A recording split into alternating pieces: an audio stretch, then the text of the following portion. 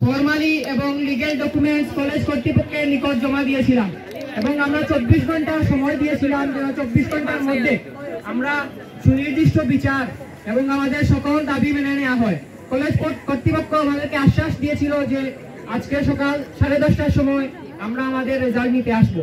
পাশাপাশি আমাদের অনেক অভিভাবকবৃন্দ, অনেক না অধিকাংশই, এবং আমাদের সকল বেচার শিক্ষার্থীবৃন্দ, এলামনাই, আমাদের পুরনো শিক্ষার্থী সবাই আমাদেরকে সহযোগিতা। সবাই আসলে আনন্দের খবর, কলেজ কর্তৃপক্ষ আমাদেরকে লিখিত ডকুমেন্টের মাধ্যমে শুনিয়েছে ভিতরে যে ওরা আমাদের 5টি দাবি মেনে নিয়েছে।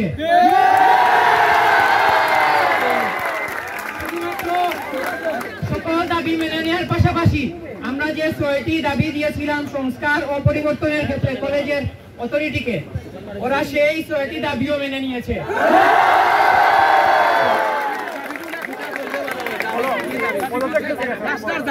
এখন যে দাবিগুলো কিংবা সংস্কারের যে পয়েন্টগুলো মেনে নেওয়া হয়েছে এবং আমাদেরকে কলেজ কর্তৃপক্ষের পক্ষ থেকে যে বক্তব্যগুলো শোনানো হয়েছে, আমি সেইগুলো পাঠ করে শোনাচ্ছি সবাইকে। প্রথম দাবি, অনতি বিলম্বে ভিপি জনাব আশরাফ হোসেন চৌধুরীর পদত্যাগ করার কথা ছিল এবং গতকালকে 22 সেপ্টেম্বর ভিপি জনাব আশরাফ হোসেনের পদত্যাগ নিশ্চিত করা হয়েছে।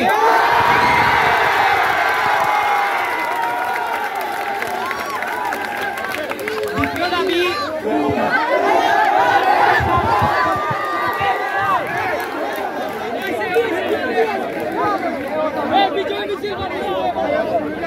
আমাদের দ্বিতীয় দাবি ছিল আজমানের শ্রেণী শিক্ষক অর্থাৎ বকুল সেকশনের শ্রেণী শিক্ষক জনাব শামীম হোসেন এবং সিনিয়র শিক্ষিকা মিস তাইবার অপসারণ করার কথা।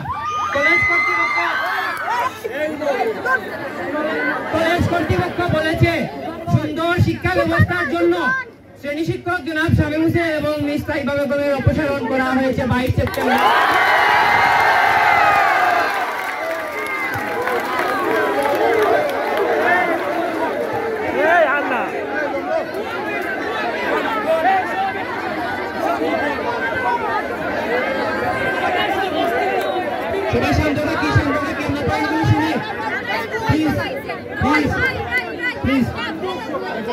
আমাদের তৃতীয় দাবি ছিল পরবর্তীতে আজমানের এই বিষয়কে কেন্দ্র করে কোন শিক্ষার্থীকে ব্যক্তিগতভাবে কোন সমস্যার সম্মুখীন কিংবা হেনস্থা করা যাবে না। কলেজ কর্তৃপক্ষ শুধুমাত্র আশ্বাস নয়, আমাদেরকে কথা দিয়েছে যে কোন শিক্ষার্থী কোন সমস্যার সম্মুখীন হবে না। চতুর্থ পয়েন্ট ছিল আজমানের আকস্মিক মৃত্যুতে শিক্ষার্থীরা মানসিকভাবে বিপর্যস্ত হওয়ার কারণে পড়াশোনায় ব্যাপক ক্ষতিসাধন হয়। আসন্ন টেস্ট পরীক্ষা মারাত্মক প্রভাব পড়বে বিধায় এইচএসসি বোর্ড পরীক্ষায় অংশগ্রহণের ক্ষেত্রে আমরা শিক্ষার্থীরা যেন কোনো প্রতিবন্ধকতার মুখোমুখি না হই। এক্ষেত্রে কলেজ কর্তৃপক্ষ কথা দিয়েছে যে টেস্ট পরীক্ষায় যদি কেউ উত্তীর্ণ নাও হতে পারে, পরবর্তীতে এক্সট্রা ক্লাস কিংবা রিটেকের মাধ্যমে তার সুনির্দিষ্ট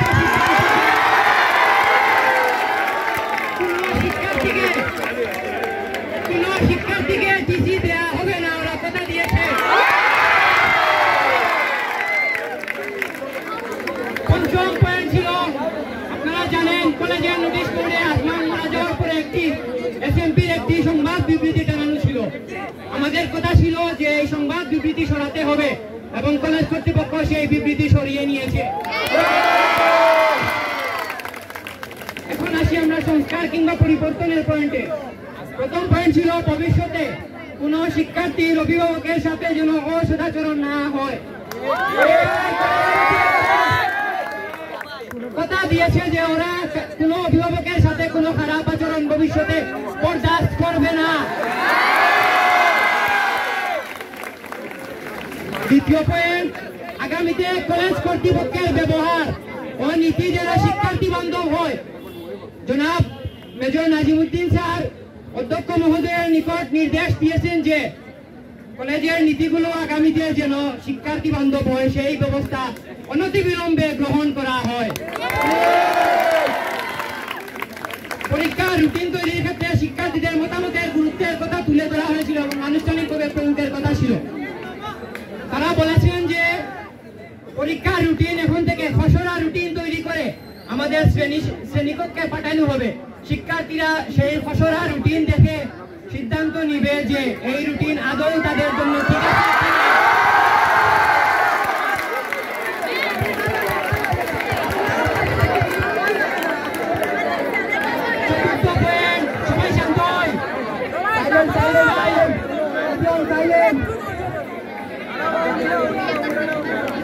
রুটিনের ক্ষেত্রে 13 কার্য দিবসের সিদ্ধান্ত পরিবর্তন করে অন্তত 26 কার্য দিবসের কথা পয়েন্টে ছিল। কলেজ কর্তৃপক্ষ আমাদেরকে কথা দিয়েছে যে প্রতিষ্ঠান চালানোর ক্ষেত্রে বোর্ড কর্তৃক তাদের একটা নিয়ম থাকে, সেই নিয়ম পরিবর্তনের জন্য তারা নির্দেশ দিয়েছেন এবং সরকারের সিলেট বোর্ডের কর্তৃক তারা আবেদন করার জন্য নির্দেশ দিয়েছেন অধ্যক্ষ মহোদয়কে। মানে এই পরিবর্তন আসবে, 13 কার্য দিবস অতি শীঘ্রই পরিবর্তন হতে যাচ্ছে।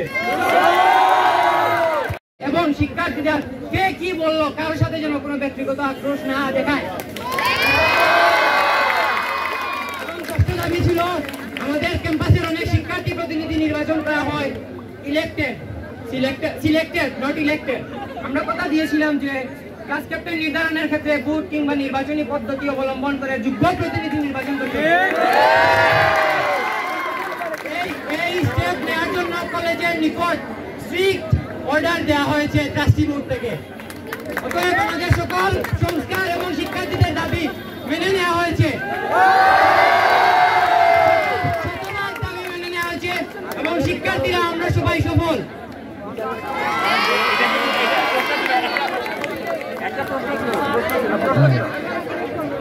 একটা প্রশ্ন ছিল আপনারা লিখিত দিয়েছেন আপনাদের ডকুমেন্ট আমরা আজকালের বিচারটা আমরা একটু পরে একটা প্রশ্ন ছিল আপনারা কি লিখিত কোনো ডকুমেন্টস পেয়েছেন কিনা এই যে আপনাদের দাবি দেওয়ার বিষয়ে ওনারা লিখিত ডকুমেন্টসটা কি আছে ওনারা কি বক্তব্য দিবেন কিনা আমাদেরকে জানিয়েছেন। আমরা এই অনুরোধ রেখেছিলাম যে আজমানের এই আত্মত্যাগ আজমানের পরিবার থেকে এবং আমাদের পক্ষ থেকে আমাদের অনুরোধ জানিয়েছিলাম আজমানের আত্মত্যাগ যেন স্কলারশিপে স্মরণ করা হয়।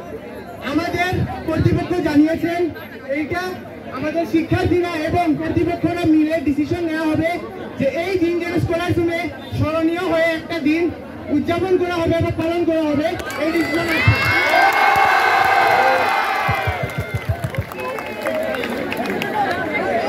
আমাদের অথরিটি আরো আশ্বাস দিয়েছেন হয়তো বা কোনো রুম বা কোনো একটা লাইব্রেরি যেটা ভালো হয় আজমানের নামে যেন ওইটা আমাদের স্কলারশিপ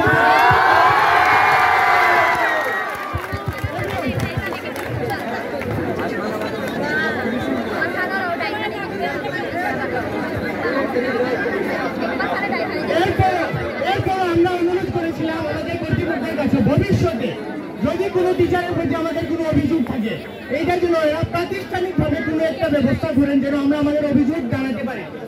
আমাদের কর্তৃপক্ষ জানিয়েছেন দরকার হয় আমাদের শিক্ষার্থীর মতামত নেওয়া হবে, কর্তৃপক্ষ এই মতামত নিয়ে প্রাতিষ্ঠানিকভাবে একটা অভিযোগের ব্যবস্থা করবেন যেন আমরা আমাদের কোনো শিক্ষকের বিরুদ্ধে যদি কোনো অভিযোগ থাকে ভবিষ্যতে আমরা যেন তা প্রাতিষ্ঠানিকভাবে জানাতে পারি এবং কার্যকর করতে পারি।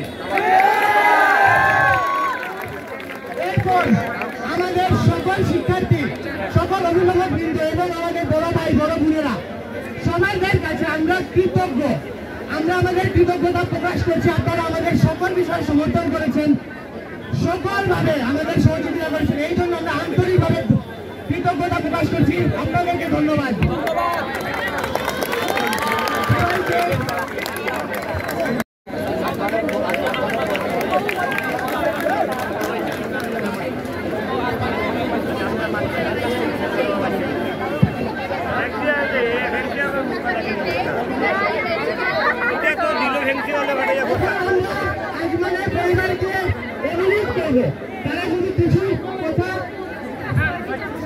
কিছু কথা আমাদের উদ্দেশ্যে বলেন।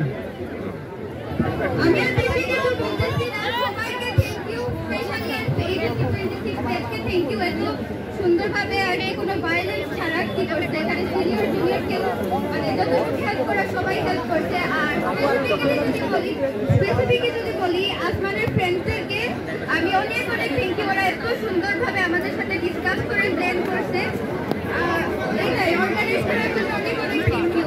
আর আমাদের ডিমান্ড সবগুলো ফুলফিল হয়েছে ওটা আলহামদুলিল্লাহ।